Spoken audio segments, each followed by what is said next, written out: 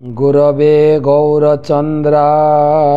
राधिकावै तदालये कृष्णाय कृष्णभक्ताय तद्भक्ताय नमो नमः। वन्देऽहं श्रीगुरो श्रीयुतापदकमलं श्रीगुरून् वैष्णवांश्च श्रीरूपं साग्रजातं सहगण रघुनाथान्वितं तं सजीवं साद्वैतं सावधूतं परिजनसहितं कृष्णचैतन्यदेवं श्रीराधाकृष्णपादान् सहगण ललिता श्रीविशाखान्वितांश्च नमो ॐ विष्णुपादाय कृष्णप्रेष्ठाय भूतले श्रीमते भक्तिवेदान्त स्वामिनिति नामिने। नमस्ते सारस्वते देवे गौरवाणी प्रचारिणे निर्विशेष शून्यवादी पाश्चात्यदेशतारिणे।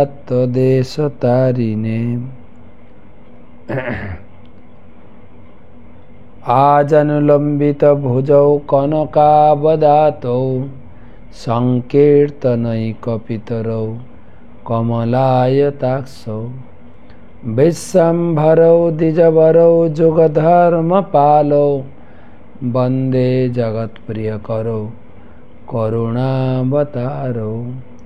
जय श्री कृष्ण चैतन्य प्रभु नित्यानंद श्री अद्वैत गदाधर श्रीवासदि श्री गौर भक्तबिंद। हरे कृष्णा कृष्णा कृष्णा हरे हरे, हरे राम राम राम हरे हरे। ओम नमो भगवते वासुदेवाय, ओम नमो भगवते वासुदेवाय, ओम नमो भगवते नारायणं नमस्कृत्य नरं चैव नरोत्तमं देवीं सरस्वतीं व्यासं ततो जयम् उदीरयेत्। तमादिदेवं करुणानिधानं तमालवर्णं सुहितावतारम् अपार संसार समुद्र सेतुं भजामहे भागवत स्वरूपम। ग्रंथराज श्रीमद् भागवतम चतुर्थ स्कंधे अष्टविंशति अध्याय। কালকে একটু আগে শ্লোক পড়া হয়ে গেছে, আর একটু পিছিয়ে পড়ছে। ওই কয়টা শ্লোক বাদ পড়ে গেছে সেটা আলোচনা করব। 21 শ্লোক থেকে আমরা আলোচনা করব।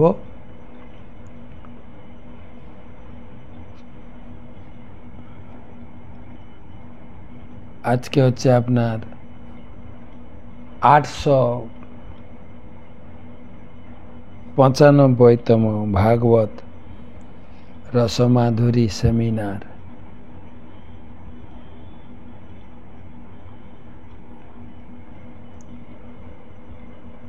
प्रथमे गुरुपाद पद्मे प्रणाम निवेदन करे तार अहेतुकी कृपा आशीर्वाद प्रार्थना करी।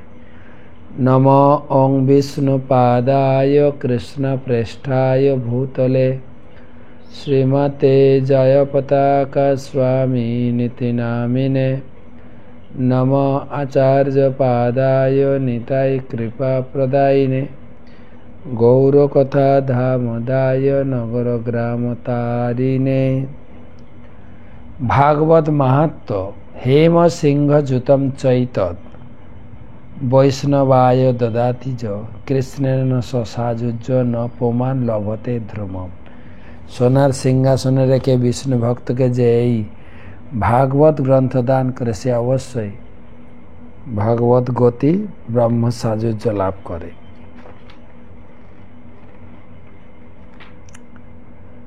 एकुश কথং নু দ্বারকা দীনা দ্বারকিবার পরায়ণা বর্তি সন্তে মই গতে ভিন্ন নাম ইব দধৌ।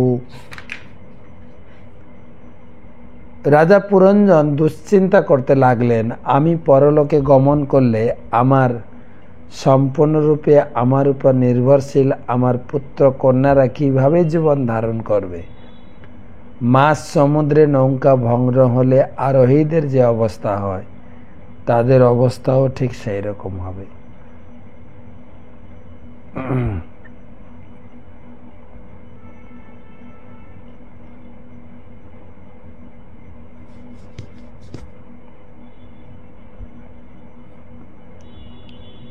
মৃত্যুর সময় প্রতিটি জীবই চিন্তা করে তার পত্নী সন্তান সন্ততিদের কি হবে, তেমনি রাজনীতিবিদরা চিন্তা করে তাদের মৃত্যু হলে তাদের দেশের এবং রাজনৈতিক দলের কি অবস্থা হবে। পূর্ণরূপে কৃষ্ণ ভাবনাময় না হলে তাকে তার বিশেষ চেতনা অনুসারে তার পরবর্তী জীবনে বিশেষ দেহ ধারণ করতে হবে। যেহেতু পুরঞ্জন তার পত্নী ও পুত্র কন্যাদের চিন্তায়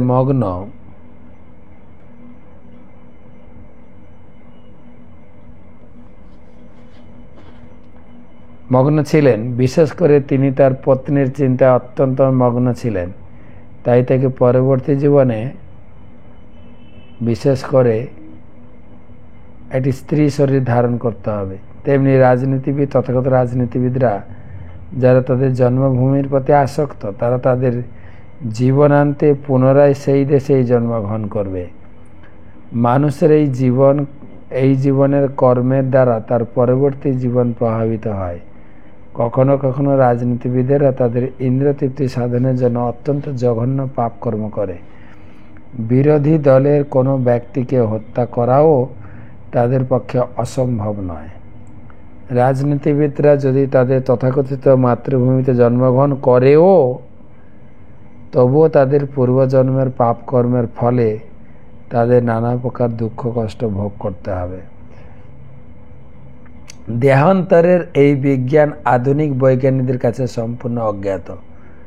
তথাকথিত বৈজ্ঞানিকরা এই বিষয়ে মোটেই বাম মাথা ঘামাতে চায় না। তাই তারা যদি এই সূক্ষ্ম বিষয়টি এবং জীবনের সমস্যাগুলি সম্বন্ধে চিন্তা করে তাহলে তারা দেখতে পাবে যে তাদের ভবিষ্যৎ গভীর অন্ধকারে আচ্ছন্ন। তাই তারা ভবিষ্যৎ সম্বন্ধে বিশেষ বিবেচনা এড়িয়ে যাওয়ার চেষ্টা করে। সামাজিক, রাজনৈতিক ও রাষ্ট্রীয় আবশ্যকতার নামে সব সময় পাপ কর্ম করতে থাকে। পরের শ্লোক, এবং কৃপণয়া বুদ্ধ্যা শোচমন্তম অতর্দহম গ্রহীতুম কৃতধীরেণ ভয় নামাভ্যপদ্যত। যদিও পত্নী ও সন্তান সন্ততিদের ভবিষ্যৎ সম্বন্ধে রাজা পুরঞ্জন শোক করা উচিত ছিল না, তবুও তার দিন বুদ্ধির ফলে তিনি তা করেছিলেন। সেই সময় ভয় নামক জবন রাজ তাকে বন্দী করার জন্য সেখানে উপস্থিত হয়েছিলেন। মূর্খ মানুষেরা জানে না প্রতিটি জীবাত্মা তার কর্ম ও ফলের জন্য দায়ী। শিশু অথবা বালক অবস্থায় জীব যখন অবোধ থাকে তখন পিতামাতার কর্তব্য হচ্ছে তাকে জীবনের মূল্য সম্বন্ধে যথাযথ শিক্ষা দেওয়া। শিশু যখন বড় হয়ে যায় তখন তার জীবনের কর্তব্যগুলি যথাযথভাবে সম্পাদন করার দায়িত্ব তার উপর ছেড়ে দেওয়া উচিত। পিতামাতার মৃত্যুর পর তাদের সন্তানদের সাহায্য করতে পারেন না। সন্তানদের সাময়িক সাহায্যের জন্য পিতা কিছু সম্পত্তি রেখে যেতে পারেন, কিন্তু তার মৃত্যুর পর পরিবারের ভরণ পোষণ কীভাবে হবে সেই চিন্তায় মগ্ন থাকা উচিত নয়। সেটি হচ্ছে বদ্ধজীবের রোগ। সে কেবল তার নিজের ইন্দ্রতৃপ্তি সাধনের জন্যই পাপকর্ম করে না, তারা সন্তান যাতে মহা আড়ম্বরে ইন্দ্রিয় সুখ ভোগ করতে পারে সেই জন্য প্রচুর ধন সম্পত্তি রেখে যেতে চায়। সে যাই হোক, সকলেরই মৃত্যুর ভয়ে ভীত। সেই জন্য বলে কুটুম্ব, আত্মীয় স্বজন বা পরিবারকে বলে কুটুম্ব। কুটুম্ব মানে ভাগবতমে লেখা হয়েছে কুৎসিত কর্ম করেও নিজের পরিবারের জন্য ধন সংগ্রহ করে, সেই জন্য কুটুম্ব। সে যাই হোক, সকলের মৃত্যু ভয়ে ভীত, তাই মৃত্যুকে বলা হয় ভয়। পুরঞ্জন যদিও তার পত্নী ও সন্তান সন্ততিদের চিন্তায় মগ্ন ছিলেন, তবুও মৃত্যু তার জন্য প্রতীক্ষা করেননি। মৃত্যু কারো জন্য প্রতীক্ষা করে না, সে তৎক্ষণাৎ তার কর্তব্য সম্পাদন করে। মৃত্যু যেহেতু নির্দ্বিধায় সমস্ত জীবদের এখান থেকে নিয়ে যাবে, তাই সে সমস্ত নাস্তিকেরা ভগবত ভক্তিকে অবহেলা করে, তাদের দেশ সমাজ আত্মীয় স্বজনদের চিন্তায় তাদের জীবনের অপচয় করে, তাদের কাছে মৃত্যু হচ্ছে চরম ভগবত উপলব্ধি। এই শ্লোকে অতৎ অর্হণম শব্দটি তাৎপর্যপূর্ণ, কারণ তার অর্থ হচ্ছে আত্মীয় স্বজন, দেশবাসী, সমাজ ও জাতির কল্যাণজনক কার্যে অত্যধিক আগ্রহী হওয়া উচিত নয়। সেগুলি মানুষকে আধ্যাত্মিক উন্নতি সাধনে সাহায্য করে না। দুর্ভাগ্যবশত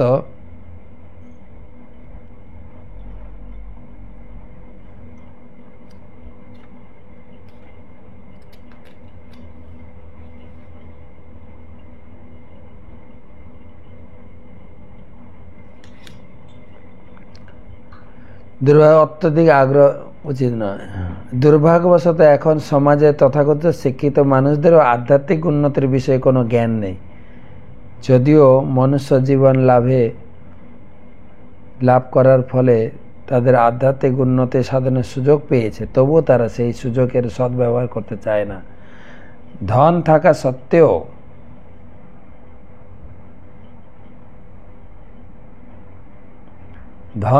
সত্ত্বেও যে সেই ধন ব্যবহার করে না, তাকে বলা হয় কৃপণ। তাই এই সমস্ত মানুষেরা হচ্ছে একটি মস্ত বড় কৃপণ। তারা তাদের জীবনের অপব্যবহার করে এবং তাদের আত্মীয় স্বজন, দেশবাসী, সমাজ ইত্যাদি জাগতিক কল্যাণের চিন্তায় মগ্ন থেকে মনুষ্য জীবনের অমূল্য সুযোগটির অপচয় করে। মানুষের প্রকৃত কর্তব্য হচ্ছে কিভাবে মৃত্যুকে জয় করতে হয় সেই শিক্ষা লাভ করা। মৃত্যুকে জয় করার পন্থা শ্রীকৃষ্ণ ভগবদ গীতায় 4th অধ্যায় 9ম শ্লোকে দিয়েছেন। জন্ম কর্ম চমে দিব্যম এবং যোবেত্তি তত্ত্বত তক্তা দেহং পুনর্জন্ম নৈতি মামেতি। অর্জুন, হে অর্জুন, যে ব্যক্তি জানেন যে তা আমার আবির্ভাব এবং কার্যকলাপ অপ্রাকৃত, তিনি দেহত্যাগ করার পর পুনরায় এই জড়জগতে জন্মগ্রহণ করেন না, তিনি আমার ধাম প্রাপ্ত হন। যিনি পূর্ণরূপে কৃষ্ণ ভাবনাময়, তিনি এই দেহ ত্যাগ করার পর পুনরায় আরেকটি শরীর ধারণ করেন না। পক্ষান্তরে তিনি তার প্রকৃত আলয় ভগবত ধামে ফিরে যান।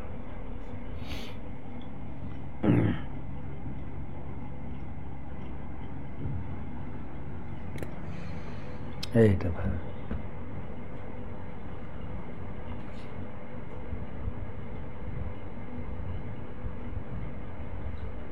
প্রত্যেকের এই পূর্ণতা লাভ করার চেষ্টা করা উচিত। দুর্ভাগ্যবশত তা না করে মানুষ তার সমাজ, বন্ধুবান্ধব, প্রিয়তমা এবং আত্মীয় স্বজনদের চিন্তায় মগ্ন থাকে। এই কৃষ্ণ ভাবনামৃত আন্দোলন কিন্তু সারা পৃথিবীর মানুষদের শিক্ষা দিচ্ছে কিভাবে মৃত্যুকে জয় করতে হয়। হরিং বিনা ন স্মৃতিম তরন্তি। পরমেশ্বর ভগবানের শ্রীপাদপদ্মে আশ্রয় গ্রহণ না করলে মৃত্যুকে জয় করা সম্ভব নয়।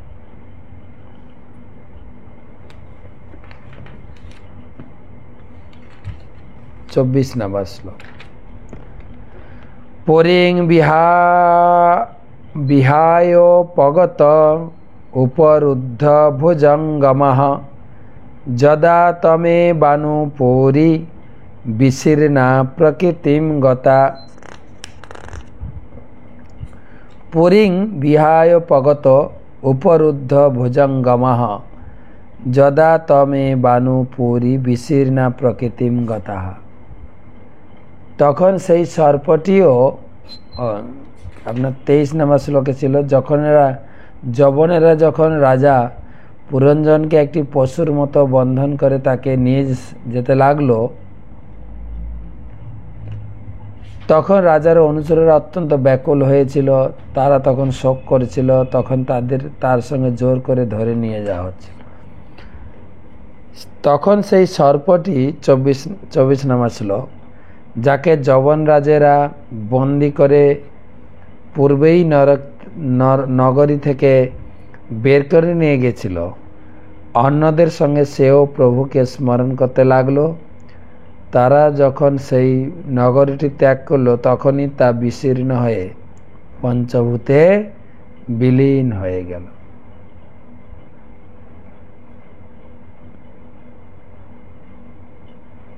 দেখেন মৃত্যুকালীন পরিস্থিতি।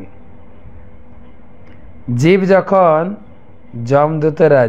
যখন যমদূতেরা বন্দি করে নিয়ে যায়, তখন প্রাণবায়ু, ইন্দ্রিয় ও ইন্দ্রিয়ের বিষয় আদি তার অনুগামীরাও তৎক্ষণাৎ জড়দেহটি ত্যাগ করে। জীব ও তার অনুচরেরা যখন দেহটি ছেড়ে চলে যায়, তখন দেহটি আর কোনো কর্ম করতে পারে না, তা পঞ্চভূতে লীন হয়ে যায়। প্রাণবায়ু আর জীব এই শরীর থেকে বেরিয়ে গেছে, আর শরীর কাজ করছে না। শত্রুরা যখন কোনো নগরী আক্রমণ করে, তখন সেই নগরীর অধিবাসীরা সেই নগরী ছেড়ে চলে যায়, এবং শত্রুরা যখন বোমা বর্ষণ করে সেই নগরীটিকে ধূলিসাৎ করে। আমরা যখন বলি তুমি মৃত্তিকা এবং মৃত্তিকাতেই তুমি পরিণত হবে, তখন আমরা দেহটিকে বোঝাই। শত্রুরা যখন কোনো নগরী আক্রমণ করে, তাতে বোমা বর্ষণ করে, তখন নাগরিকেরা সেই নগরী ত্যাগ করে চলে যায়। সেই নগরীর কোনো অস্তিত্ব থাকে না। মূর্খ ব্যক্তি কেবল নগরবাসীদের মঙ্গল বিবেচনা না করে নগরীর উন্নতি সাধনের চেষ্টা করে, তেমনি যে ব্যক্তি যথাযথভাবে আধ্যাত্মিক জ্ঞান প্রাপ্ত না হওয়ার ফলে দেহাবন্তরস্থ আত্মাই যে প্রধান তা তত্ত্ব জানে না, সে কেবল দেহটিকে নিয়ে ব্যস্ত থাকে। মানুষ যখন আধ্যাত্মিক জ্ঞান প্রাপ্ত হন, তখন আত্মা নিত্য দেহান্তরের বন্ধন থেকে মুক্ত হয়। যারা তাদের দেহের প্রতি অত্যন্ত আসক্ত, তাদের শ্রীমদ্ ভাগবতমে গরু গাধার সঙ্গে তুলনা করা হয়েছে। শ্লোকটা পরে বলা হচ্ছে। গাভী অত্যন্ত অবোধ পশু, আর গাধা হচ্ছে ভারবাহী পশু। যে সমস্ত ব্যক্তি দেহাত্ম বুদ্ধির ফলে কঠোর পরিশ্রম করে, তারা গাধার মতো।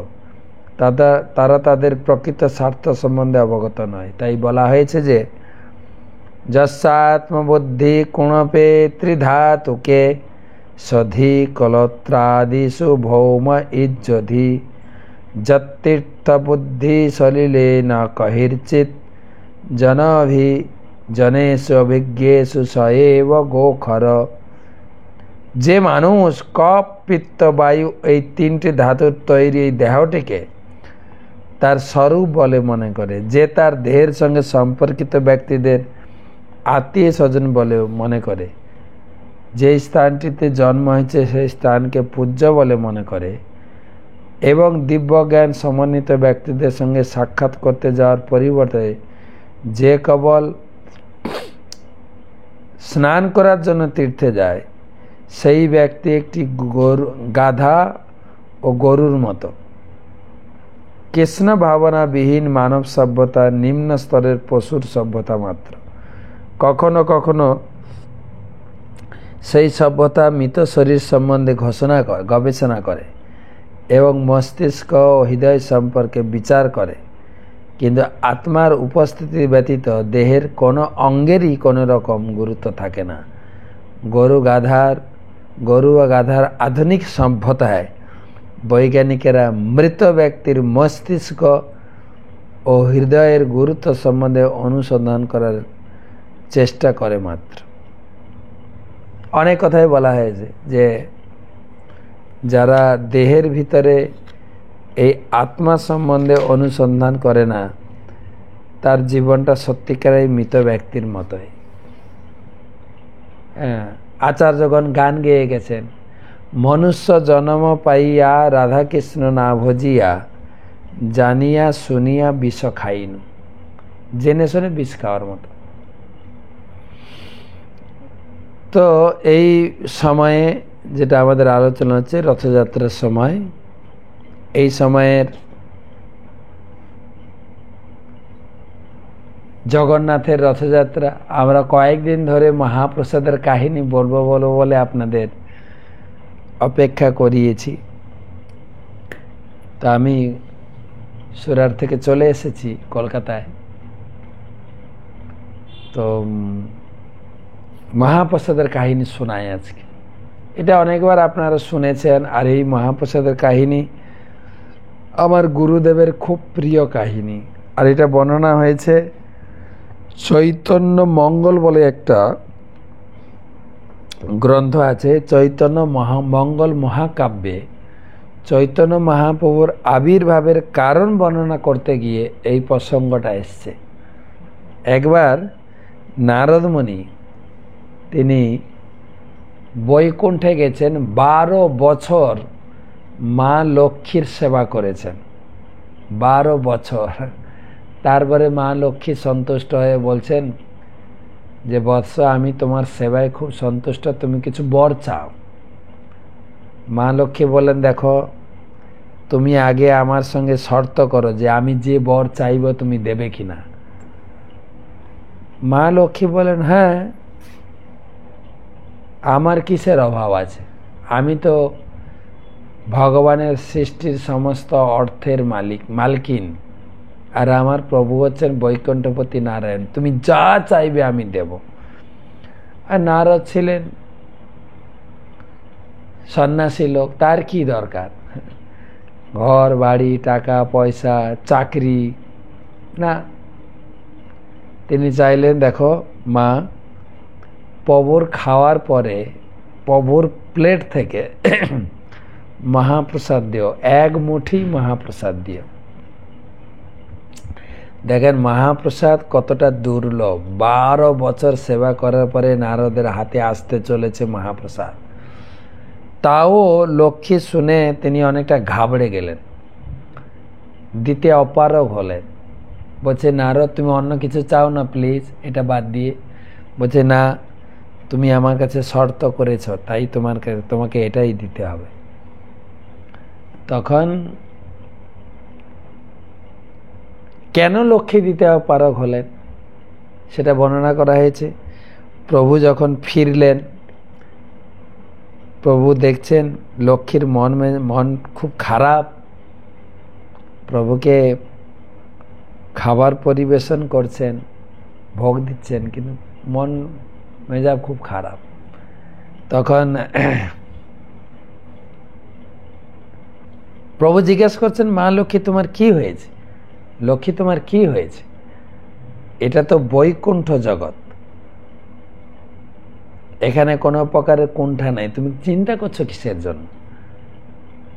এই জগতে আমরা চিন্তা করি, হ্যাঁ, এত রাত হয়ে গেল, কখন ক্লাসটা শেষ হবে গো। প্রতিটা কাজের পিছনে, প্রতিটা যাত্রার পিছনে, প্রতিটা সময় আমাদের কুণ্ঠা থাকে, এটার পরে কি হবে, ওটা কেন হচ্ছে না, কুণ্ঠা নিয়ে থাকে। কিন্তু এটা তো বৈকুণ্ঠ জগৎ, তুমি বলো কি হয়েছে? তখন মা লক্ষ্মী বলছেন, তুমি যদি অভয় দাও তাহলে আমি বলতে পারবো। হ্যাঁ বলো।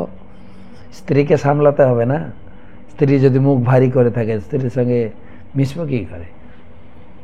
বলছে, দেখো নারদ আমার কাছে 12 বছর সেবা করেছে, খুশি হয়ে তাকে কিছু বর দিতে চাইলাম, সে এমন কিছু চেয়ে বসলো আমি দিতে পারছি। বলছে, কি চেয়ে বসেছে? বলছে, ও চেয়ে বসেছে তোমার মহাপ্রসাদ। তাহলে দিচ্ছ না কেন? বলছে, তুমিই মানা করেছ। কয়েকদিন আগে ভগবান নারায়ণ শর্ত করেছেন, দেখো লক্ষ্মী, আমার প্লেটের মহাপ্রসাদ তুমি কাউকে দেবে না, তুমি শর্ত করেছো, এখন কি করে দিই? তখন নারায়ণ বললেন, একটা অ্যাডজাস্ট করো, আমি যখন মুখ এদিকে ঘুরিয়ে রাখবো তুমি আমার প্লেট থেকে এক মুঠি প্রসাদ নারদকে দিয়ে দাও। কেন ঘরের স্ত্রীকে তো একটু ব্যালেন্স করতে হবে, হ্যাঁ, স্ত্রীকে না সামলালে হয়। তো তখন মা লক্ষ্মী প্রসাদ দিয়েছেন। 12 বছর পরে নারদ হাতে প্রসাদ পেয়েছেন, সেই প্রসাদ আনন্দে তিনি গ্রহণ করেছেন। আর প্রসাদ গ্রহণ করার সাথে সাথে তার শরীরে দিব্য আনন্দ, দিব্য জ্যোতি এসে গেছেন। আর আনন্দে মত্ত হয়ে বিনা তুলে তিনি নারায়ণ নারায়ণ নারায়ণ গান গাইতে গাইতে আকাশে উঠতে লাগলেন। শরীরে দিব্য জ্যোতি আর দিব্য আনন্দ। চলতে চলতে উঠতে উঠতে তিনি আসছেন। এই ভূমিতে মাঝখানে হচ্ছে কৈলাস, কৈলাসে আছেন শিব ঠাকুর। শিব ঠাকুর দেখছেন আকাশে সূর্য, কিন্তু আরেকটা জ্যোতির্ময় বিমান, আরেকটা সূর্য কোথা থেকে এলো। তা তিনি তার যোগ বিভূতি, বলা বাবা যোগ বিভূতি দিয়ে নামিয়ে দেখেন, আরে নারদ তুমি কোথায় গেছিলে, তোমার শরীরে এত জ্যোতি, এত দিব্য আনন্দ। হ্যাঁ, তখন নারদ বলছেন আমি গেছিলাম বৈকুণ্ঠে, মা লক্ষ্মীর কাছে 12 বছর সেবা করছি, তারপরে আজকে বেতন পেয়েছি, মানে প্রসাদ পেয়েছি। কি স্বাদিষ্ট প্রসাদ, অপূর্ব প্রসাদ। আর সেই প্রসাদের গুণে আমার শরীরে এত তেজ, এত আনন্দ। প্রসাদ যারা খায় তাদের চেহারা দেখে বোঝা যায়। আমরা তো নারদ মুনি খেয়েছিলেন লক্ষ্মীর রান্না, আর ভগবান বিষ্ণুর প্লেট থেকে প্রসাদ পেয়েছিলেন। আর আমাদের যে বাড়িতে যে লক্ষ্মীরা রান্না করেন, তাদের মুড ভালো থাকলে ভালো রান্না হয়, মুড ভালো থাকলে না রান্না ভালো হয় না। স্বামী স্ত্রী যদি একটু ঝগড়া হয়ে যায়, রান্না গেল পুড়ে। বা রান্না করতে করতে একটু মোবাইল এসে গেল, ভুলেই গেলাম অন্ন দিলাম নাকি মশলা দিলাম নাকি, এই লবণ দিলাম কি না, আরেকটু লবণ দিয়ে দিই। আর ভোগ যারা লাগে তার মুড ভালো থাকলে ভালো করে ভোগ লাগায়, মুড ভালো না থাকলে এই তাড়াতাড়ি করতে হবে, ঘন্টি বাজে নমঃ বামনে দেবায় গো বামনে হয়ে গেল, বাস। ভগবানকে খেতেই দেয় না অনেক সময়। ভগবান খাবেন কি করে? কখনো কখনো ভগবানকে খাওয়াতে খাওয়াতে সারা কাজ করে নেয়। হ্যাঁ, ভোগ লাগছে নমঃ বামনে দেবায় গো বামনে, এই মাসি আসছে গেটটা খুলে দে, কলিং বেল টিপছে, ভোগ লাগতে লাগতে এই স্কুলের গাড়ি এসে গেছে, প্যান্টটা পরে নেয়। মন থাকে কোথায়? ভোগ লাগানো। আর সেই প্রসাদ আমাদের জুটছে যতটুকু আমাদের চেহারা প্রসাদ খেয়ে। তো মা লক্ষ্মীর রান্না, নারায়ণের প্লেট থেকে প্রসাদ খেয়ে নারদ মুনির এত দিব্য আনন্দ, দিব্য চেহারা। শিব ঠাকুর শুনে খুব খুশি হয়ে বললেন, আচ্ছা তাই নাকি, তুমি প্রসাদ খেয়েছো, আমার জন্য কিছু একটু এনেছো? নারদ বলছেন, না তো, সে কি গো, আমরা দুজন একসঙ্গে ভগবানের নাম ধ্যান করি, জপ করি, কীর্তন করি, নাচি। হ্যাঁ, আমরা প্রতিদিন গৌরাতে গাই না, কিবা শিব সুখ নারদ প্রেমে গদ গদ। শিব ঠাকুর নারদ মুনি একসঙ্গে গৌরারতিতে নাচেন। কে দেখেছেন? ঠাকুর ভক্তি বিনোদ দেখে, ভকতি বিনোদ দেখে, তিনি দেখে দেখে গান লিখেছেন। একসঙ্গে নাচে। আর প্রসাদ তুমি একা খেয়ে নিলে। আমি এই কাহিনী অনেকবার বলেছি, আর আপনার আজকেও বলছি, কেন আমার গুরু মাঝের খুব প্রিয়। গুরু মাঝ অনেকবার এই কাহিনী, এই রথের সময় তিনি বলবেন, সম্ভবত কলকাতার রথে তিনি আসছেন, প্রয়াস চলছে। তো তুমি একা প্রসাদ খেয়ে নিলে। নারদ মুনির একটু লজ্জা লেগে গেছে, সত্যি তো শিবের জন্য আনা দরকার ছিল, আনেননি। মাথা নত করে, লজ্জিত হয়ে, লজ্জা পেলে মাথা নত হয়ে যায় না। হঠাৎ দেখছেন মাথা নত করে তার আঙ্গুলে এক কণা প্রসাদ লেগে আছে। আর ওই প্রসাদ শিবকে দেননি, শিবের মুখে আঙ্গুলি ঢুকিয়ে দিয়েছে। আর প্রসাদ পুরো থালা ভর্তি হোক আর এক কণা হোক, প্রসাদের কাছ থেকে প্রসাদ করে। যেরকম হাই ভোল্টেজ কারেন্ট 440 ভোল্ট, আর এই পাতলা তারে ফ্যান ঘুরছে, একই শক মারবে কিন্তু আপনাকে।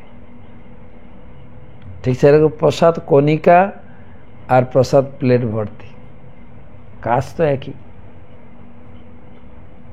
তিনি শিব ঠাকুর এমনিতেই নাচে প্রতিদিন। তিনি হচ্ছেন নটরাজ, গান করতে করতে প্রতিদিন ভগবানের সামনে নৃত্য করেন বিভিন্ন ভঙ্গিমায়, তালে। এবার প্রসাদ ঢুকেছে মুখে, প্রসাদের দিব্য আনন্দে তাল হয়ে গেছে, বেতালে নাচে, ধুম ধুম করে ত্রিশূল নিয়ে নাচছেন একদম নটরাজ নৃত্য ভঙ্গিতে। হ্যাঁ, একদম ভগবানের প্রেমে মগ্ন হয়ে। হ্যাঁ, শিব বলে পঞ্চমুখে রাম রাম হরে হরে ব্রহ্মা বলে চতুর্মুখে কৃষ্ণ কৃষ্ণ হরে হরে। ব্রহ্মা কৃষ্ণ নাম কীর্তন করেন, আর শিব ঠাকুর রাম নাম কীর্তন করতে করতে বিভিন্ন বেতালে নাচছেন। আর পৃথিবী থরমর করে কাঁপছেন। পৃথিবী দেবী স্বয়ং মূর্তিমান হয়ে কৈলাসে এসে হাত জোড় করে বলছে, প্রভু প্লিজ নৃত্যটা বন্ধ করুন, না হলে সৃষ্টি যে আজকেই সমাপ্ত হয়ে যাবে। শিব ঠাকুর এত আনন্দে নাচছেন, কারোর কথা তো তার কানে পৌঁছাচ্ছে না। তখন ধরিত্রী মাতা, পৃথিবী মাতা পার্বতীর কাছে গিয়ে হাত জোড় করে বলছে, দেবী প্লিজ তোমার প্রভুকে আজকে নৃত্যটা বন্ধ করতে বলো, তার না হলে সৃষ্টি লয় হয়ে যাবে আজকে। তখন পার্বতী গিয়ে মোটামুটি তিনি প্রভুর নৃত্য ভঙ্গ করতে অনেক অনুনয় বিনয় এবং কিছু কটু বাক্য প্রয়োগ করলেন। আর শিব নৃত্য বন্ধ করলেন। কিন্তু এত সুন্দর নৃত্য করছিলেন, যেরকম গাড়ি অনেক স্পিডে চললে হঠাৎ ব্রেক কষলে কেমন গাড়িটা ঝাঁকুনি দেয়, শিব না কাঁপছেন। পার্বতী অত্যন্ত ভয় ভীতা হয়ে প্রভুর চরণে বলেন, প্রভু আমার অপরাধ ত্রুটি ক্ষমা করবেন। দেখুন ধরিত্রী দেবী এত ভয় ভীতা হয়ে গেছে, তার জন্য আমি নৃত্য বন্ধ করালাম। প্রভু একটা কথা বলো, আজকের এই দিব্য আনন্দ নৃত্য আমি আগে দেখি নাই। তুমি তো প্রতিদিন নাচো, কীর্তন করো, কিন্তু আজকের নৃত্যের ভঙ্গিমা অন্যরকম ছিল। এত দিব্য আনন্দ তোমার শরীরে এর আগে দেখি। তখন শিব ঠাকুর বললেন, জানো আমি প্রসাদ পেয়েছি। নারদ 12 বছর সেবা করে যে প্রসাদ পেয়েছে, সেই প্রসাদ কণিকা মাত্র আমি পেয়েছি। কি বলবো দেবী, প্রসাদের যে স্বাদ, প্রসাদের যে দিব্য আনন্দ, আর সেই দিব্য আনন্দে ভগবানের নাম কীর্তন করতে করতে আমি নৃত্য করছিলাম, তুমি আমার আনন্দটাই মাটি করে দিলে, আনন্দটাই মাটি করে। পার্বতী কিছু শুনল না। পার্বতী বলছে, তুমি প্রসাদ পেয়েছ, তা আমার জন্য কিছু প্রসাদ রেখেছ? কতটুকু প্রসাদ পেয়েছিল বলেন শিবে পার্বতীর জন্য রাখবে? বলছে না তো। পার্বতী রেগে গেলেন, কেন আমি প্রসাদ পাবো না? হ্যাঁ, শিব একটু রাগের মুডে বলেও ফেলেছে, হ্যাঁ তুমি কি ভাগ্য করেছো যদি প্রসাদ পাবে। পার্বতী অত্যন্ত ক্রোধান্বিতা হয়ে গেলেন। হ্যাঁ কি বলো, আমি হচ্ছে আদ্যশক্তি, মহামায়া ভগবানের নিজ শক্তি, আমি প্রসাদ পাবো না? এটা হতে পারে? আমি প্রসাদ নিয়ে আসব বলে তিনি তপস্যায় যাবেন। আর নারদ একটু ক্রোধান্বিত করে দিলেন। নারদের কাজ না স্বামী স্ত্রীতে ঝগড়া বাঁধানো। নারদ এসে বলে, হ্যাঁ দেবী তোমাকে তোমার পতি প্রসাদ দেন, এটা ঘোর অন্যায়, কেন তুমি অর্ধাঙ্গিনী। পতিদেব যা পাবেন তোমার 50% ভাগ পাওয়া দরকার। এটা দেয়নি মানে শিবজি মহা অন্যায়, ঘোর অন্যায় করেছে। আর তাতেই আরো ক্রোধান্বিত হয়ে পার্বতী ধ্যানে বসলেন। পার্বতী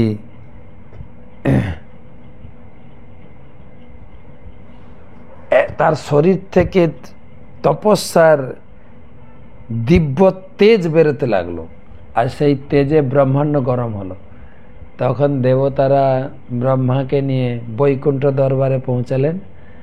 বৈকুণ্ঠ দরবার থেকে নারায়ণ এলেন কৈলাসে, পার্বতীকে শান্ত করলেন। পার্বতী প্রণাম করলেন, বলেন দেবী তুমি এখানে তপস্যা করছো কিসের জন্য? বলছে প্রসাদ চাই।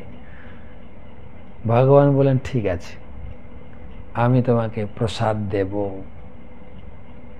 তারপরের কথাগুলো আমরা কালকে আলোচনা করব, আজকে সময় হয়ে গেছে। প্রসাদ সম্বন্ধে আর কিছু কথা কালকে। তো কিছু প্রশ্ন রয়েছে, অনেকগুলো প্রশ্ন উত্তর করব। আপনাদের প্রশ্ন করেছেন, সংক্ষেপে আজকে উত্তর দেব। অনেকগুলো প্রশ্ন এসে গেছে। 19 নম্বর শ্লোকের তাৎপর্যে শেষের দিকে প্রভুপাদ লিখেছেন, স্ত্রী যদি পরবর্তী জন্মে পুরুষ শরীর লাভ করে সেটা লাভজনক। এটা একটু বুঝিয়ে বলবেন। হ্যাঁ, সাধারণত স্ত্রী পুরুষের ভিতরে পুরুষের অধিকারটা বেশি দেখা যায় না।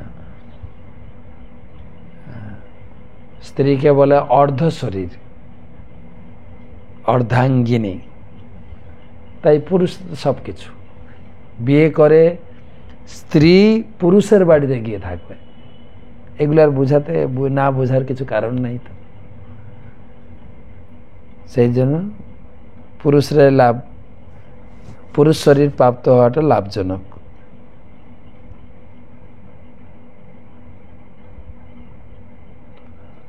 পরবর্তী প্রশ্ন, রূপম কান্তি, চট্টগ্রাম, বাংলাদেশ থেকে। এখন বর্ষাকাল চলছে, চতুর্দিকে অনেক সাপ টাপছে। সকালবেলা ফুল তুলতে গিয়ে আমি কি গাংবুট পরতে পারবো?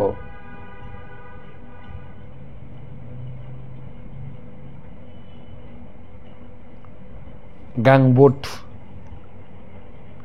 আমি গাংবুটে জানি, মানে ওটা আপনাকে নিজেকে রক্ষা করার জন্য, সাপ যাতে না কাটে, অবশ্যই পরবেন। আমার আরেকটা প্রশ্ন, আমার গচ্ছিত টাকা থেকে ব্যাংক অ্যাকাউন্ট কিছু লভ্যাংশ সুদ আসে, সেখান থেকে ভগবানের সেবায়, দেবদেবীর সেবায় লাগাবেন? ভগবানের সেবায় লাগাবেন, ভগবানের সেবায় লাগান। অবশ্যই আপনার সেবা ভগবান গ্রহণ করবেন। পরবর্তী প্রশ্ন, সুপ্রীতি শ্রীদেবী মাতাজি প্রশ্ন করেছেন উত্তর 24 পরগনা থেকে, আমাদের হৃদয়ে ভগবান জগন্নাথকে বসানোর জন্য কি প্রার্থনা করা উচিত? ভগবান হৃদয়ে আছেন, যাতে ভগবান থাকেন, ভগবানের বেশি করে সেবা করবেন। জগন্নাথ স্বামী নয়ন পথগামী ভবতমে, সবসময় যেন জগন্নাথকে চিন্তা করতে হবে। কমপক্ষে এই রথযাত্রা কটা দিন জগন্নাথের চিন্তায় ভরপুর থাকেন। এখন জগন্নাথের জ্বর হয়েছে, আপনি মন্দিরে গিয়ে জগন্নাথের একটু জ্বর প্রসাদ, কি বলে ঔষধ প্রসাদ নিয়ে আসবেন, খাবেন। জগন্নাথের জন্য ভালো করে সেবা দিয়ে আসবেন। জগন্নাথের একটা প্রোটিন জাতীয় ভালো ভালো জগন্নাথে খেতে হবে। আর রথযাত্রার সময় রথ টানবেন, আর গুন্ডিচাতে যতদিন জগন্নাথ থাকবেন, নিজে হাতে কিছু বানিয়ে সেবা দিয়ে আসবেন। পরবর্তী প্রশ্ন, দেবপ্রিয়া মল্লিক নদিয়া থেকে। মহারাজ, জীব তিন প্রকার, নিত্যবদ্ধ, নিত্যমুক্ত, বন্ধনমুক্ত। একটু বুঝিয়ে বলবেন। নিত্যবদ্ধ মানে আমরা নিত্যবদ্ধ হয়ে আছি, এই মনুষ্য জীবন পেয়েছি, মনুষ্য জীবন ভালো কর্ম করলে পরবর্তী মনুষ্য জীবন বা স্বর্গে দেবতা হয়ে যাব, আবার পশু পাখি ঘুরতেই আছে, জন্ম মৃত্যু জন্ম মৃত্যু জন্ম মৃত্যু, জন্ম হয়েছে মৃত্যুবরণ করব, আবার জন্ম হবে। নিত্যবদ্ধ। নিত্যমুক্ত মানে ভগবত ধামে যারা আছেন ভগবানের সঙ্গে। আর বন্ধনমুক্ত মানে হচ্ছে আমরা নিত্যবদ্ধ থেকে এই হরিনাম করে গীতা ভাগবতম পড়ে ধীরে ধীরে মুক্ত হওয়ার চেষ্টা করছি। এই জীবনে মুক্ত হতে পারি বা কয়েক জন্ম লেগে যেতে পারে, তবে সদ্গুরু চরণ আশ্রয় গ্রহণ করেছি যখন মুক্ত একদিন হব, তাই বন্ধন মুক্ত হওয়ার চেষ্টা করছি। কিন্তু যারা কিছু চেষ্টা করছে না তারা হচ্ছে নিত্যবদ্ধ, আর ভগবত ধামে কিছু নিত্য মুক্ত আছে। পরবর্তী প্রশ্ন,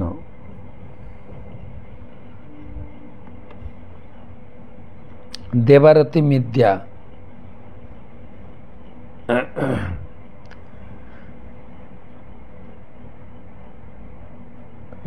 গতকালকের ক্লাসে বললেন সূক্ষ্ম শরীর মৃত্যুর পর বাসনা নিয়ে যায়, ভগবান পূরণ করেন, কিন্তু পরিস্থিতি চাবে সে ভগবানের প্রসাদ পায় না, ভগবানের প্রসাদও ভজন করতে চায়, মৃত্যুর পর তার কি গতি হবে। আমরা রাসলীলাতে পড়ছিলাম, ভগবানের বাঁশি শুনে যখন গোপীরা ঘর থেকে বেরিয়ে আসছিলেন, কিছু গোপী আসতে পেরেছেন, কিছু গোপী স্বামী শ্বশুরের বাধাতে আসতে পারেননি, তারা ওখানে চিন্তা করে করে ভগবানকে পেয়েছিলেন। তো নিরামিষ খাওয়া, প্রসাদ খাওয়া এটা বড় কথা নয়, আপনার চিন্তাধারা। আপনি হরিনাম করুন, গীতা পড়েন, ভগবান যখন পরিস্থিতি দেবেন তখন প্রসাদ খাবেন। শুধু হরিনাম করুন আর গীতা পড়েন, সেটাও লুকিয়ে লুকিয়ে করবে, তারা যেন জানতে পারে, তাতেই যথেষ্ট। পরবর্তী প্রশ্ন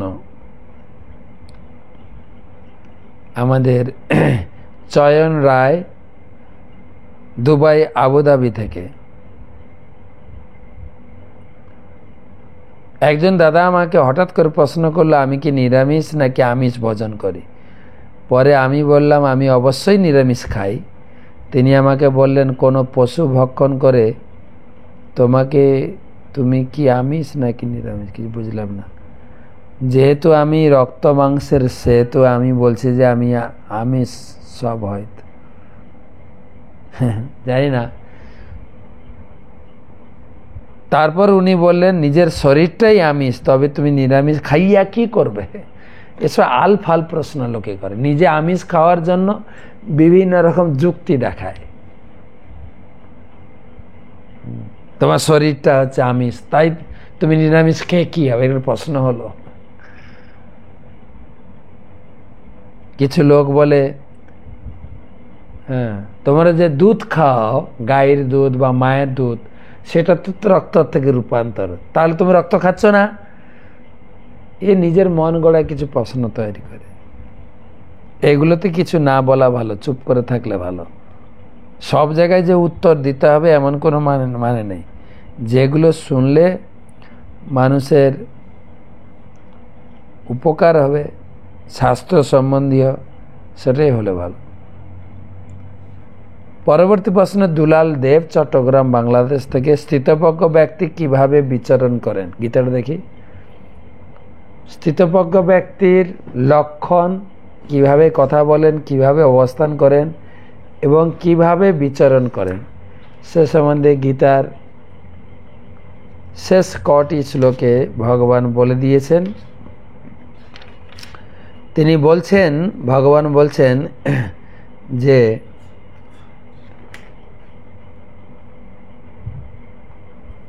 আপনার 70-71 দুটো শ্লোক পড়বেন।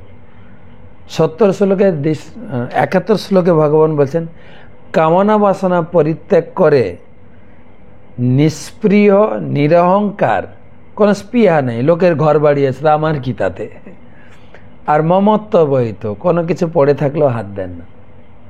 যেরকম উদাহরণ দেওয়া হয়েছে, ক্যাশিয়ার প্রচুর টাকা গনে কিন্তু নিজের একটাও টাকা না, ঠিক সেরকম ঘর বাড়ি ধন সম্পদ দেখেও কিছু মনে না করে তিনি বিচরণ করেন। কীরকম একটা উদাহরণ দিয়েছেন 70 শ্লোকে। সমুদ্রে, নদীর জল সমুদ্রে ঢুকে সমুদ্র জল বাড়ে না, কিছুই হয় না। ঠিক সেরকম কামনা বাসনা প্রচুর আমার সামনে কেউ ছুঁড়ে দিলেও যে কোনো প্রকারের বিচলিত হন না, সেই হচ্ছে তিনি সেভাবে বিচরণ করতে পারেন। না বুঝতে পারলে, যদি উত্তর না পেয়ে থাকেন, আরেকবার প্রশ্ন করবেন।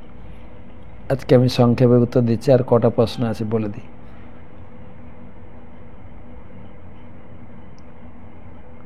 রিঙ্কু প্রামাণিক নদিয়া থেকে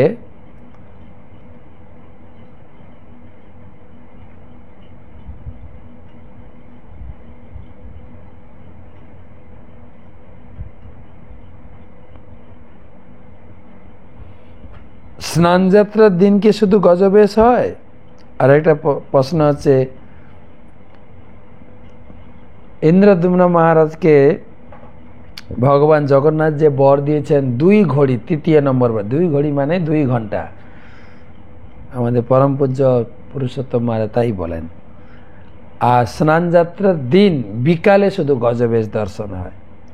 সেই গণপতি ভট্টকে খুশি করার জন্য এই বেশ ধারণ করেছিলেন।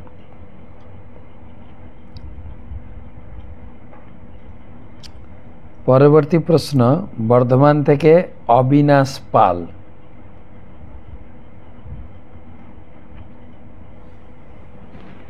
আমার নাম অবিনাশ পাল, গ্রাম ছত্তিশগন্ডা।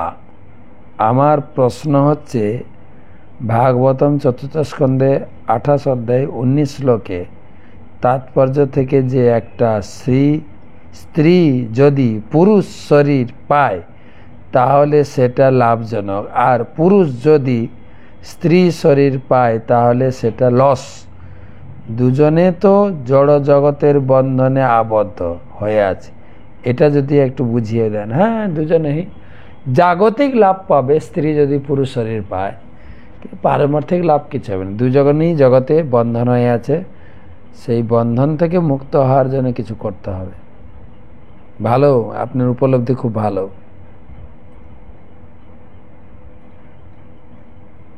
শুনে খুশি হলাম, আপনি খুব ভালো ধরতে পেরেছেন ভাগবত। লাস্ট প্রশ্ন করেছেন শ্রীরামপুর থেকে কোহেলি মাতাজি। মহারাজ, মাৎসর্য শূন্য হওয়া যায় কিভাবে? শুদ্ধ ভক্তি লাভ করা যায় কি? শুদ্ধ ভক্তি লাভ করলে মাৎসর্য চলে যাবে। মাৎসর্য শূন্য হতে গেলে অভ্যাস করতে হবে, নিজেকে হীন মনে করতে হবে, আমি ভগবানের দাস। আমার যদি কিছু না থাকলে আমি মাৎসর্য হব, মাৎসর্য আসবে কোত্থেকে? মাৎসর্য শূন্য হতে গেলে ভগবত ভক্তি যাজন, ভগবানকে পূজা অর্চনা করতে হবে ভগবানের কৃপায়, এবং ভাগবতম পড়তে পড়তে, কারণ ভাগবতমের শুরুতে বলা হয়েছে নির্মৎ স্বরানাম শতাম, ভাগবত পড়তে পড়তে আপনি নির্মৎস্বর হয়ে যাবেন। তো আজকে এই পর্যন্ত রাখি। স্নানযাত্রার কি করে মানে মহাপ্রসাদ সম্বন্ধে আরও কিছু কথা বাকি থেকে গেল, কালকে আলোচনা করব। শুভরাত্রি।